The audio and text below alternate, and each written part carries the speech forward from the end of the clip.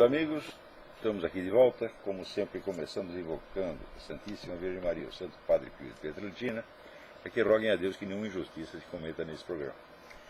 Antes de tudo, eu queria pedir a vocês que dessem uma espiada na página da professora Margarita Noyes, www.margaritalol.com, que ela está iniciando um novo programa muito bom, com base numa antologia de textos que eu sugeri para ela, de filósofos escoceses, Scottish Philosophers, de maneira que, sobretudo para quem é aluno do seminário, vai ser uma coisa de uma utilidade extraordinária, já que a informação circulante no Brasil sobre a filosofia escocesa de uma etapa importante, foi o século XVIII e XIX, no Brasil praticamente não há informação a respeito disso. Então, como diria o Lula, para matar dois coelhos com uma caixa d'água só. Você aprende inglês e pega informação sobre os filósofos escoceses. Essa semana aconteceu tanta coisa aqui, mas tanta coisa que não dá nem para comentar, tá certo? E além disso, eu tenho umas outras coisas que eu já estava programado de falar, mas veja aqui, algumas notícias da semana. Esta aqui saiu somente no Financial Examiner. Eu não vi em outras publicações de mídia, mas aqui nos Estados Unidos tudo é possível. Em matéria de ocultação mediática, tudo neste país é possível. No dia 25, o último, o presidente Joe Barack Hussein Obama avisou ao presidente do Senado que ele estava decretando emergência nacional,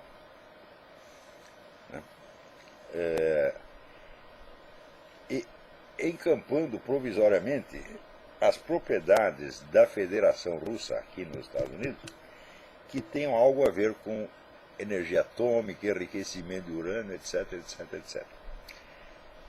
Isso aí é uma coisa de uma gravidade extrema. Quer dizer, primeiro, um estado de emergência nacional, que a gente não sabe até quando vai durar, né, permite ao presidente tomar qualquer outra medida no momento que ele queira, e o Congresso não vai nem poder dar um pio. Então a coisa em si já é grave. No que diz respeito às relações com a União Soviética, se esta medida for a sério, for tomada assim pelos motivos alegados, então vai criar certamente o estado de crise entre os Estados Unidos e a Federação Russa. Mas parece que não é bem isso.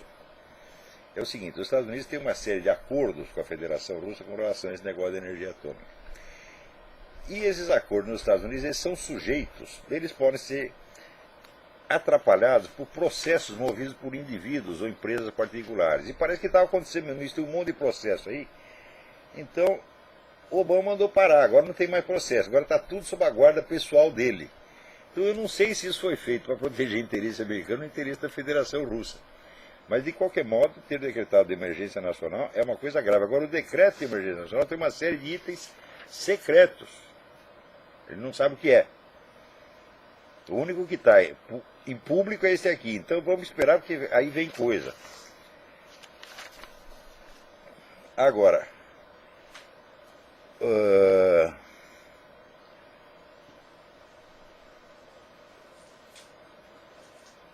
aquele senhor Holder, que é o ministro da Justiça aqui, secretário da Justiça,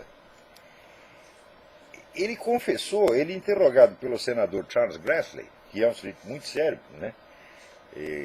Me parece bastante honesto, ele confessou o seguinte, que nesse negócio da ordem executiva, Executive Order, dado pelo Obama, que impede o acesso aos documentos da operação Fast and Furious, foram então suprimidos importantíssimos e-mails, né?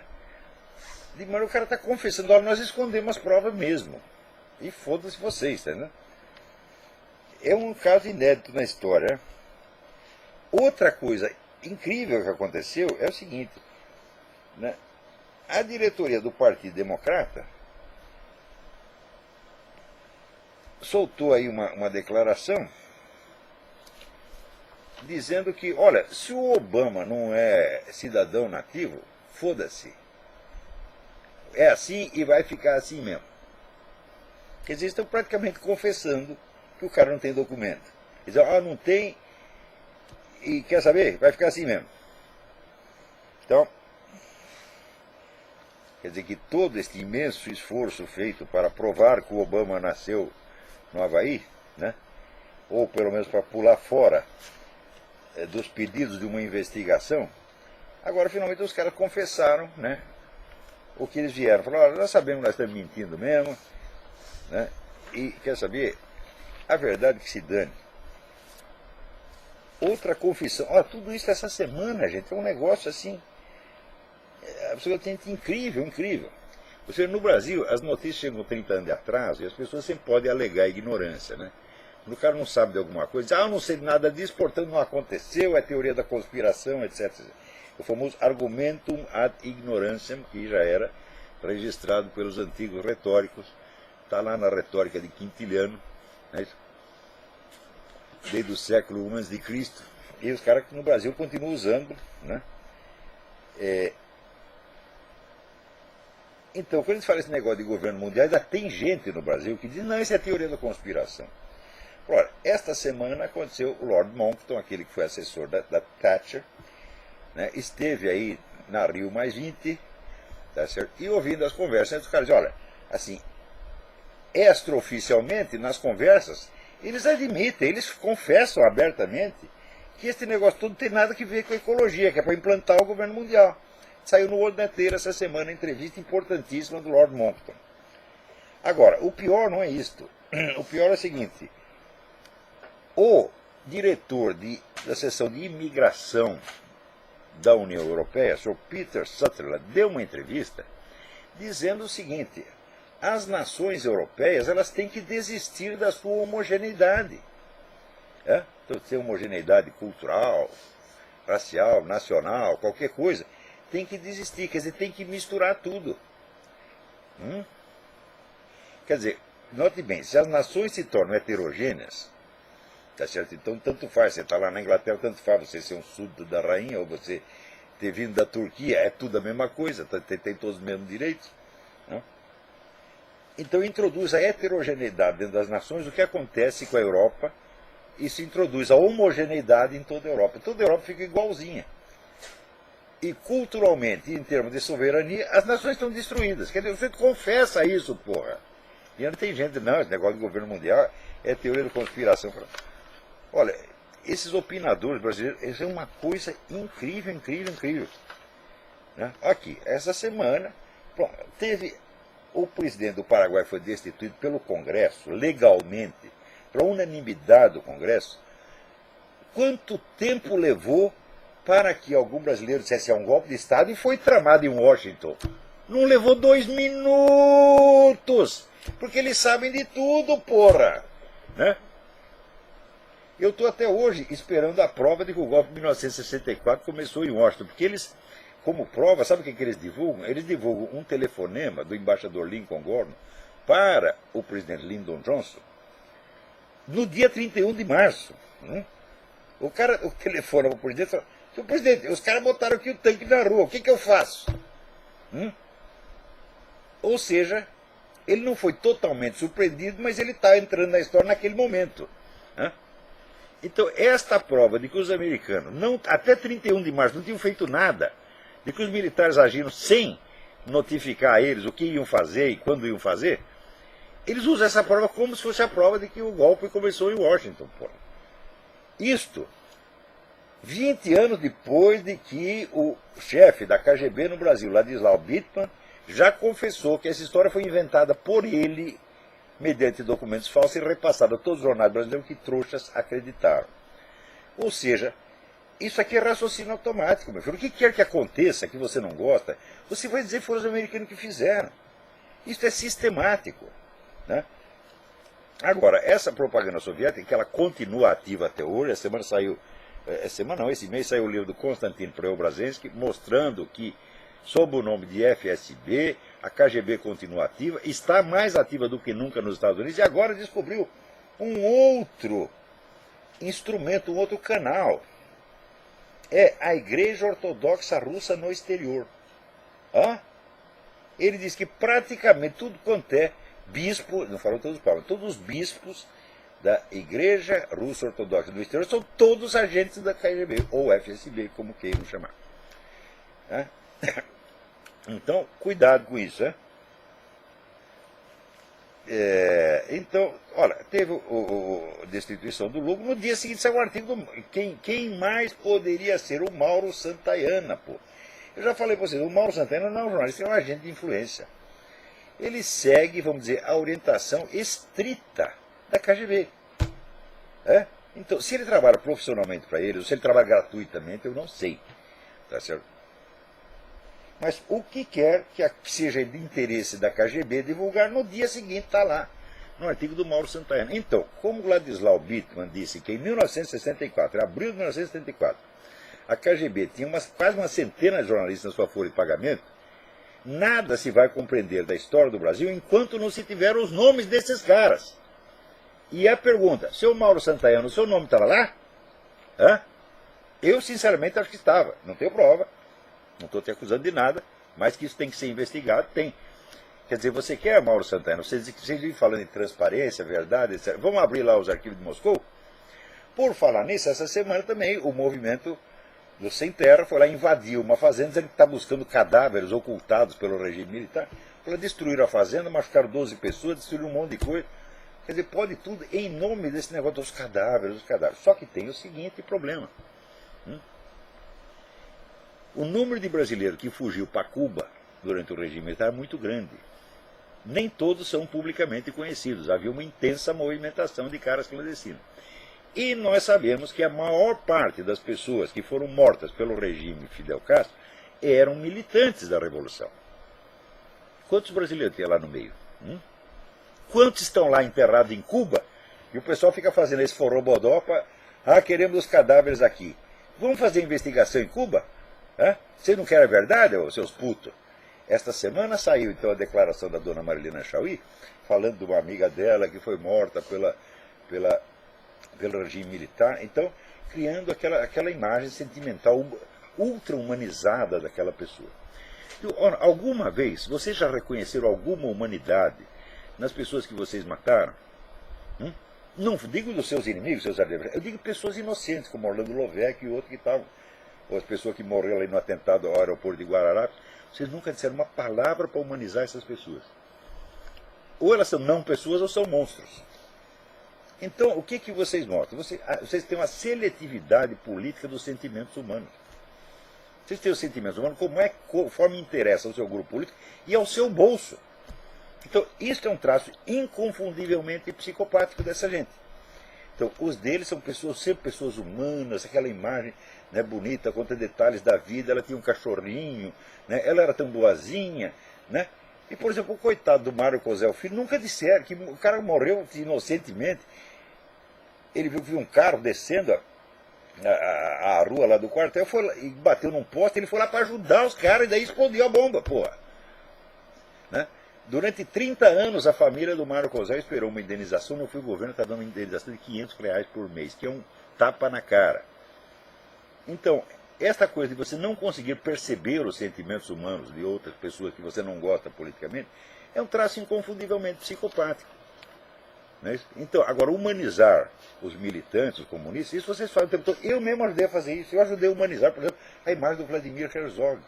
Né? Quando o Vladimir Herzog foi morto, que hoje eu não sei se foi morto ou foi suicídio, agora não sei mais nada, entendeu? Então fizemos um monte de reportagens mostrando que era uma bela figura humana, etc, etc. Do outro lado, nunca tem uma bela figura humana. Aliás, não tem figura humana nenhuma. Né? Tem cadáveres sem rosto e até sem nome. Então, a capacidade que vocês têm de suprimir os sentimentos humanos quando não lhe interessa politicamente é um traço inequivocamente psicopático, viu, dona Marlena? A senhora também. Tá?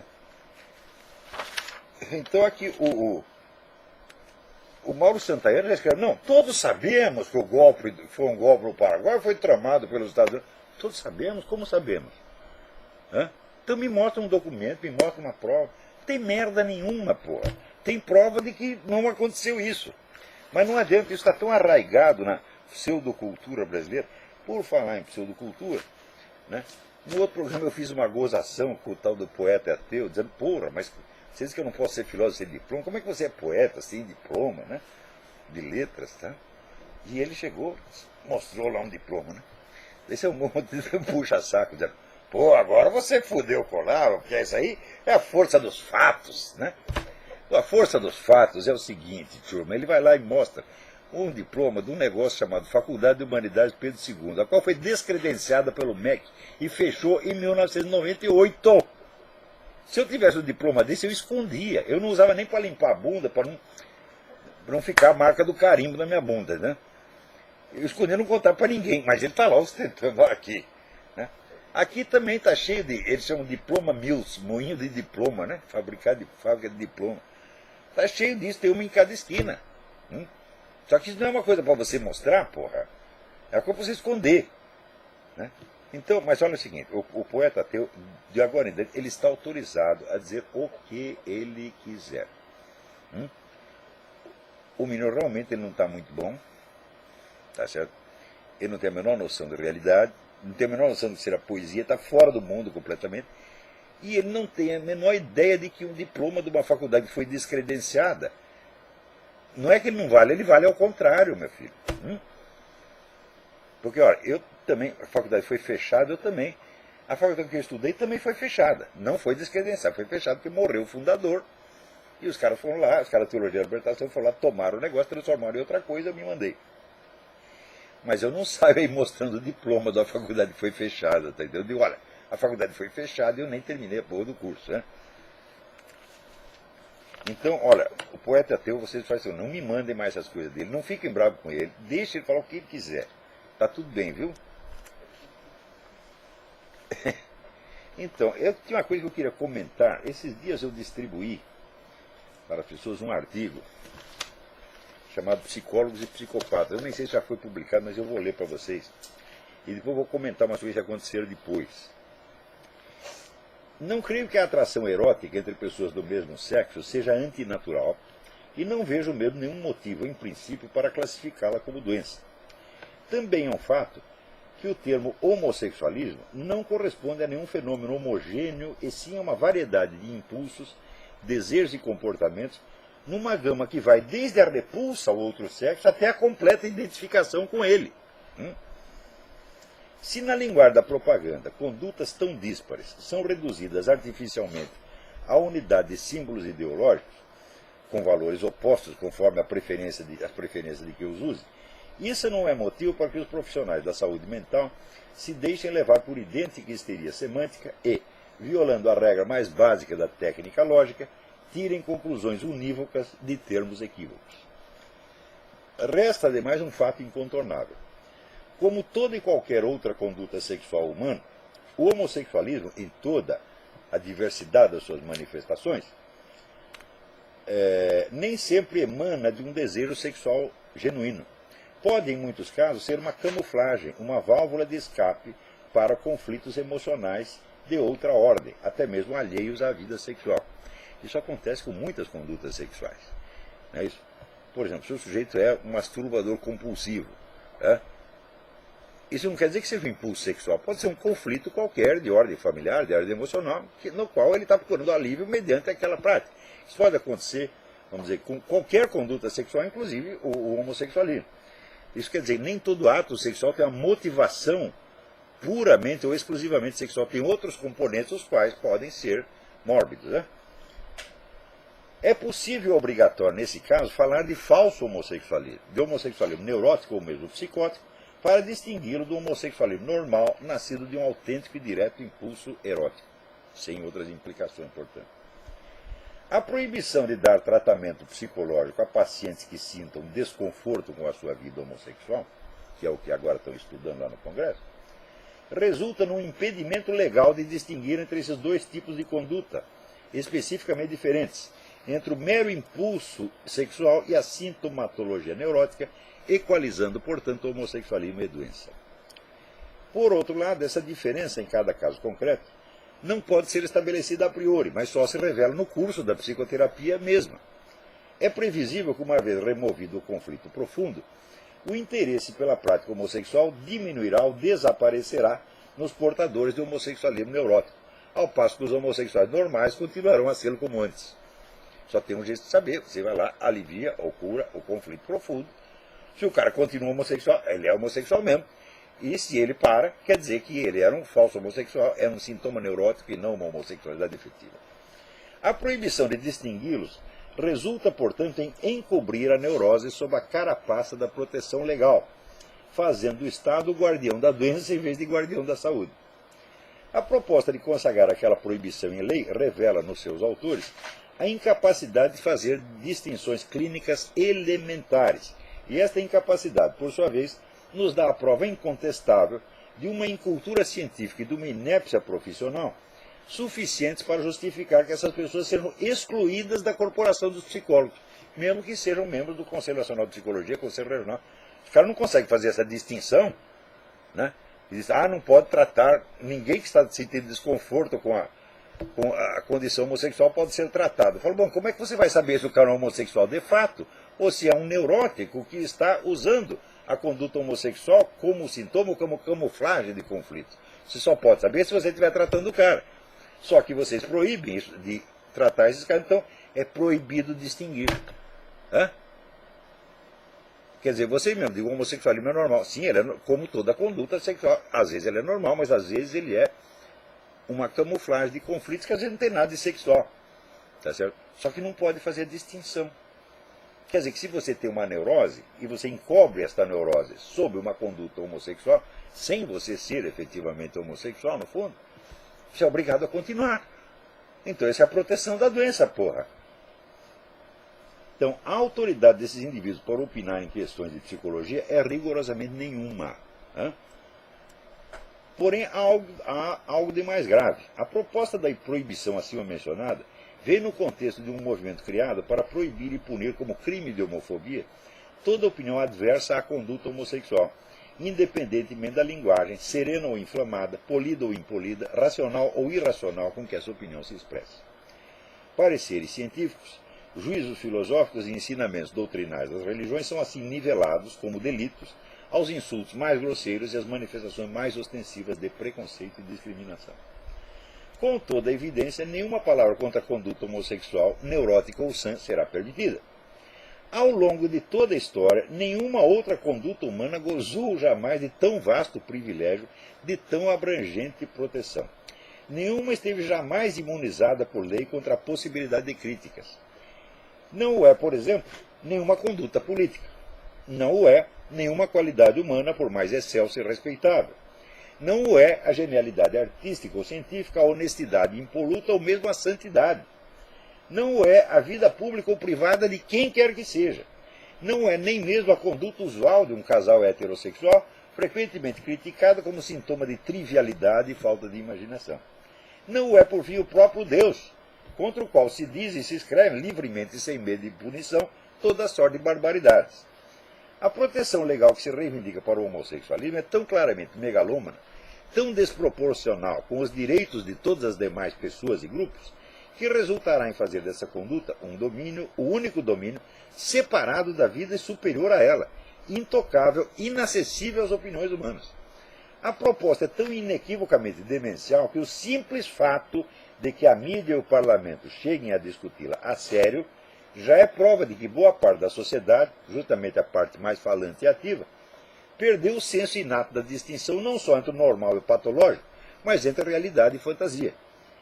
Segundo o grande psiquiatra polonês Andrzej Lobachevsky, no livro Political Ponerology, 2007, isso acontece justamente quando os postos de liderança estão repletos de personalidades psicopáticas, as quais, com suas ações temerárias e sua fria insensibilidade às emoções normais humanas, acabam, quando triunfantes, por espalhar na população geral um estado de confusão atônita, de falta de discernimento e, no fim das contas, de estupidez moral. Homossexuais podem ser pessoas normais e saudáveis? É claro que podem. Mas o que leva alguém a defender mutações jurídico-políticas tão monstruosas quanto aquelas aqui mencionadas não é nenhum impulso sexual, seja homo, seja hétero. É a psicopatia pura e simples. Mais que incompetentes e indignos de exercer a profissão de psicólogos, os apóstolos de tais medidas são mentes deformadas, perigosas, destrutivas, cuja presença nos altos postos é promessa segura de danos e sofrimento para toda a população. Note bem, essa questão de psicopatia não é questão de opinião. Você tem testes objetivos para saber se uma pessoa é um psicopata ou não. Né? Existe, por exemplo, esta semana mesmo eu recebi de um psiquiatra brasileiro né, um trabalho dele. É tanto papel que me chega aqui que eu não estou conseguindo localizar, mas semana que vem eu vou comentar isso melhor. Um trabalho excelente que ele fez em parceria com o Dr. Robert Hare, que é o maior estudioso americano dele. We're sorry. All circuits are busy now. Will you please try your call again later? Apareceu uma mensagem aqui. Oh, oh. Apareceu um. Aperta continue.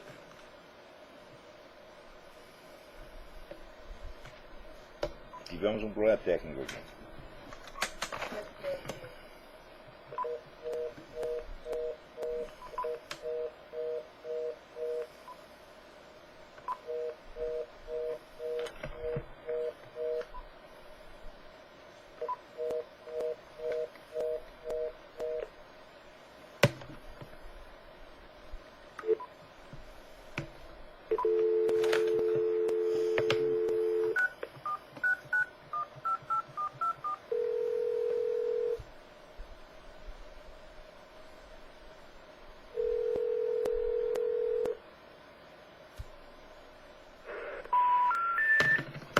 Ora, houve algum problema técnico no Blog Talk Radio.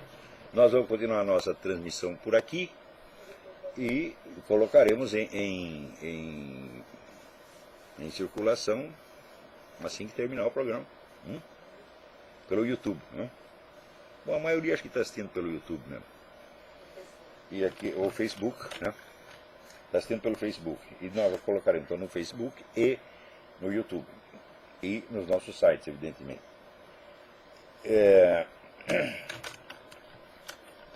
Então, eu vou comentar esse trabalho dele a semana que vem.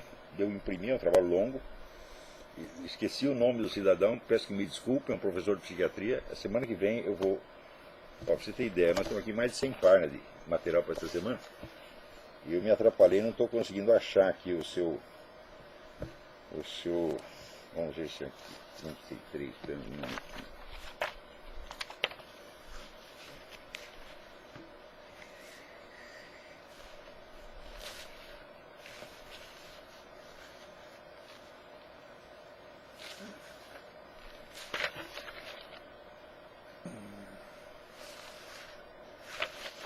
também queria chamar a atenção de vocês para um artigo do Sérgio Paulo Muniz Costa, que saiu com o título Esquizofrenia Política, que saiu no Diário do Comércio essa semana. Não deixe de ler esse artigo, que está muito bom. Outra coisa, saiu um artigo memorável do Luiz Nassif contra a Comissão da Verdade, dizendo exatamente a verdade sobre a Comissão da Verdade.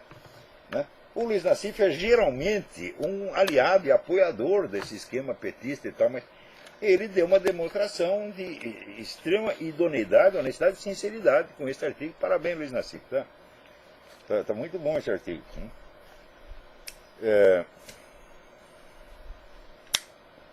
Então, quando eu expliquei, divulguei para... Esse artigo foi colocado em... Passei para o Diário do Comércio, passei também para meia dúzia de pessoas antes de ser publicado. E uma coisa acabou vazando. Tá? E daí diz que tem um pessoal aí, evangélico e católico, tá bravo comigo, porque eu disse que o homossexualismo não é nem doença e nem antinatural. Se eles ouvirem a gravação da minha aula, vai piorar ainda, porque eu disse que o homossexualismo também não há prova de que o homossexualismo será prejudicial à ordem social. Pô, esse cara disse que não é antinatural, que não é doença e não é prejudicial à ordem social, então ele é a favor, ele está com o movimento que existe e ele traiu, né, a causa da liberdade religiosa que todos nós defendemos. Meu Deus do céu, haja saco, haja saco. E quem está atrapalhando a causa cristã são vocês. Não porque vocês querem, mas porque são muito burros e não entendem as coisas. Então, acontece o seguinte, meu filho. Vocês procuram orientação na Bíblia. Acontece que os mandamentos bíblicos, todos eles, são juízos universais normativos. Por exemplo, não matarás, tá? Honrarás pai e mãe. São juízos que se aplicam uniformemente a todos os seres humanos e são normativos, são normas. Tá certo? Se você estudar assim um pouquinho de lógica, você vai ver que de um juízo universal normativo não se pode deduzir nenhum juízo de realidade com relação a nenhum fato concreto. Por exemplo, do fato de que você deve honrar seu pai e a sua mãe, não se pode deduzir que fulaninho ou fulaninha desonraram seu pai e sua mãe. Isso tem que ser verificado por outros meios. Tá certo? Então, que meios? O próprio nosso Senhor Jesus Cristo ensinou qual é o meio, meu Deus do céu. Está aqui, até pendurei na minha parede. Mateus 11, 1, 6.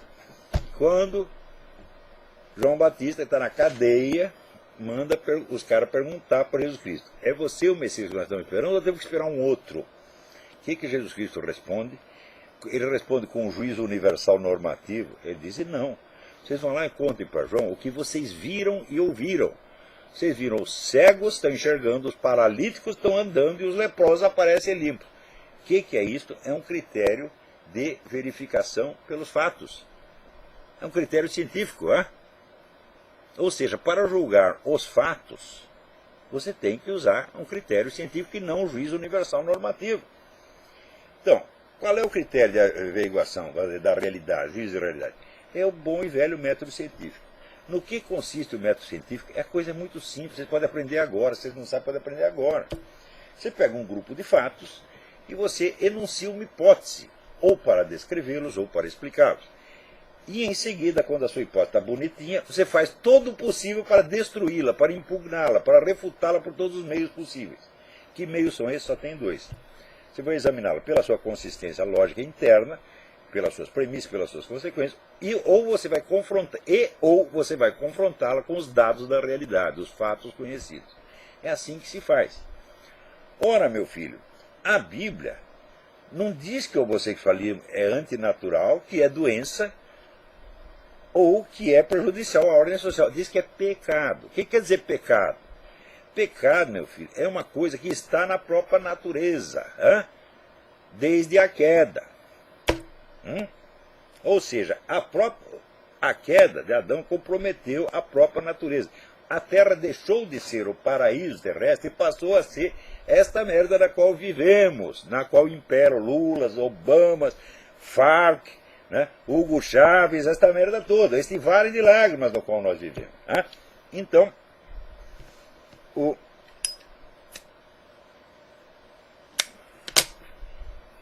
dizer que uma coisa é pecado não significa dizer que ela prejudica a natureza, ou que ela é doença. Não, quer dizer que prejudica a salvação da sua alma, meu filho. E para você ver como isso funciona diferente da natureza, você pode pecar a sua vida inteira, e se você se arrepende nos últimos 5 minutos, você tem uma chance de ser salvo. Na natureza isso não acontece. Existe algum processo da natureza que dura a vida inteira e pode ser revertido em 1 minuto? Não, isso só no mundo sobrenatural. Portanto, a economia da salvação é diferente do funcionamento das leis da natureza. Porra, quando é que eles vão entender isso, hein? Então significa o seguinte: se a Bíblia diz que é pecado, então vocês têm que explicar para as pessoas que é pecado, mas não vai inventar a mais, não vai inventar que é antinatural, que é doença e que é prejudicial à ordem social. Por quê? Aí você está prestando falso testemunho, porque estas questões não são de ordem ética. Você não pode deduzir isso de mandamentos bíblicos. Você tem que averiguar na realidade por método científico. Se você, em vez de averiguar, você deduz a sua conclusão disso aí, você deduz do mandamento bíblico, você está distorcendo os fatos e está prestando falso testemunho. Na hora que você presta falso testemunho, você desmoraliza a sua causa, porra! Quando você está a favor do establishment, das pessoas poderosas, do governo, dos ricos, etc., etc., então você pede apoio do Satanás. Quando você está contra e está sozinho, só tem alguém que vai te ajudar, Nosso Senhor Jesus Cristo. Mas Nosso Senhor Jesus Cristo não vai te ajudar se você está lá prestando falso testemunho. Você está entendendo? Então, não conspurquem, não arruinem, não prostituam a sua causa, acrescentando ao mandamento bíblico mentiras de sua própria invenção. Que vocês serão desmoralizados. Está entendendo?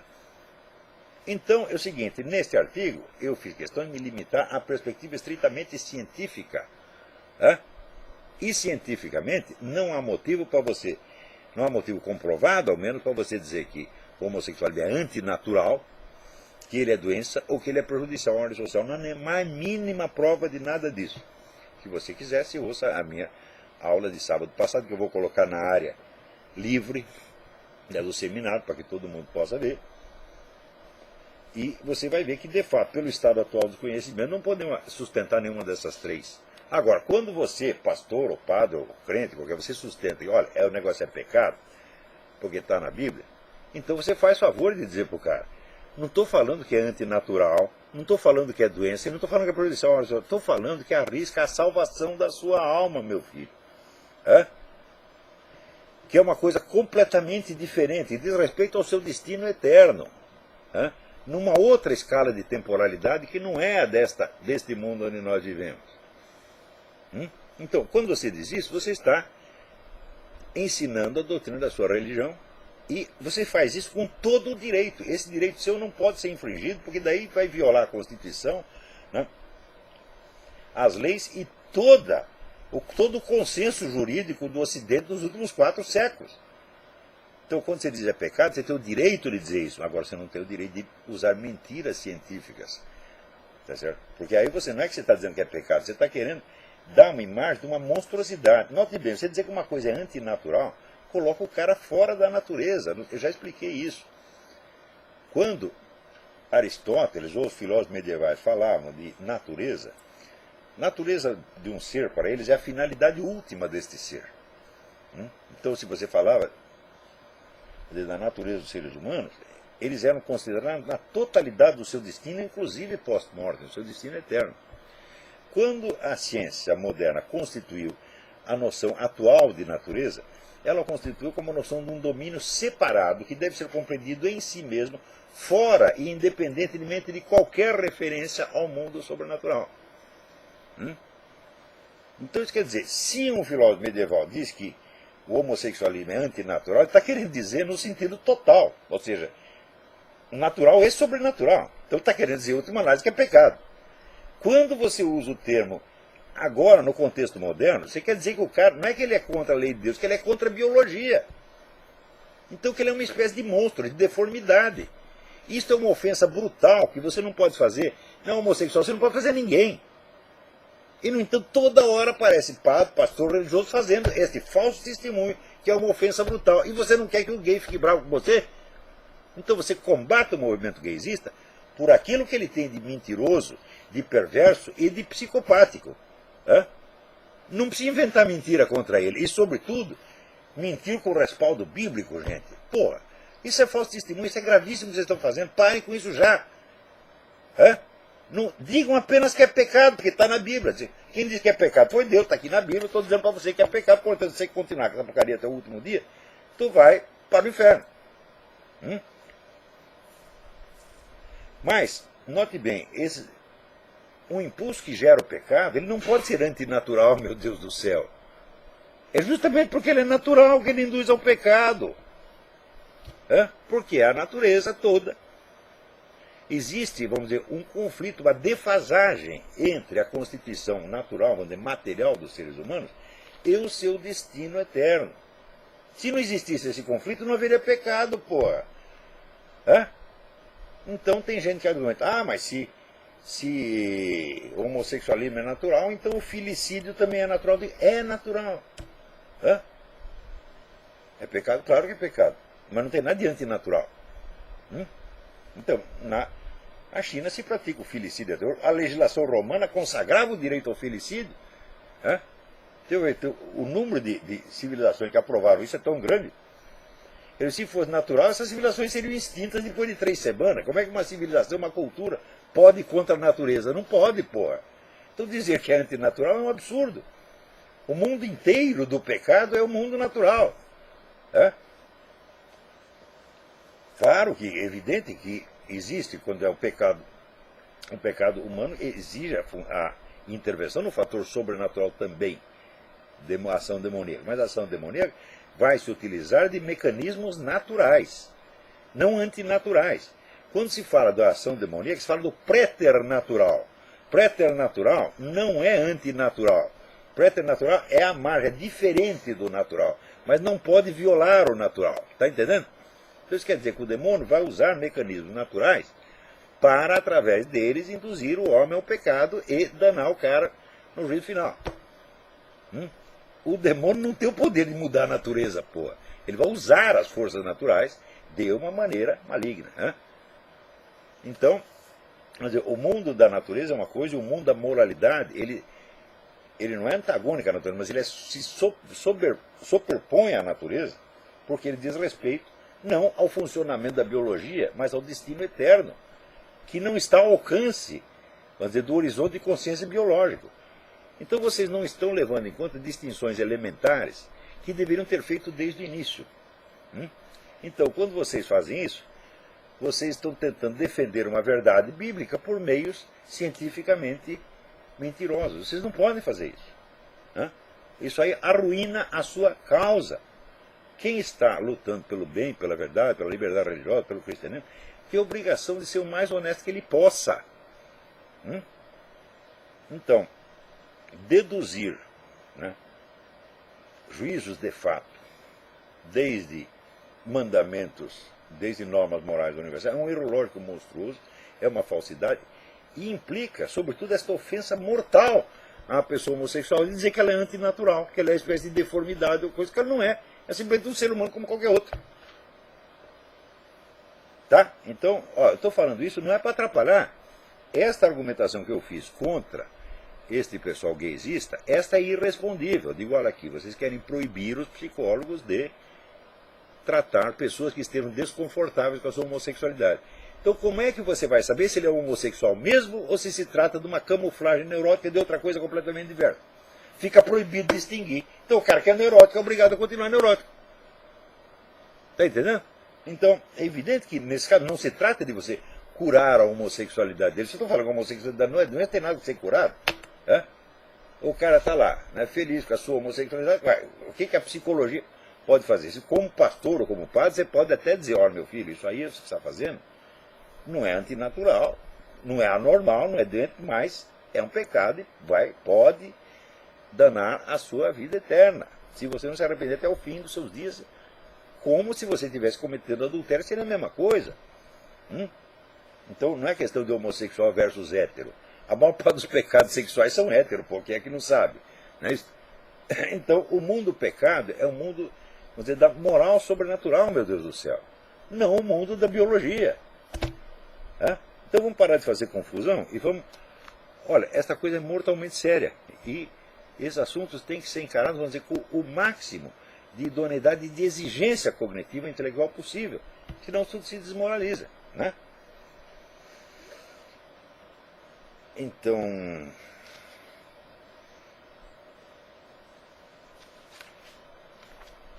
Muito bem, nós temos... Eu acho que eu vou encerrar o programa aqui. Nós estamos mortalmente cansados, porque ontem nós viajamos para Washington, que é uma viagem de 3 horas, e no caminho eu perdi a minha carteira, com todos os meus documentos, green card, identidade brasileira, cartão de débito, cartão de crédito, tudo.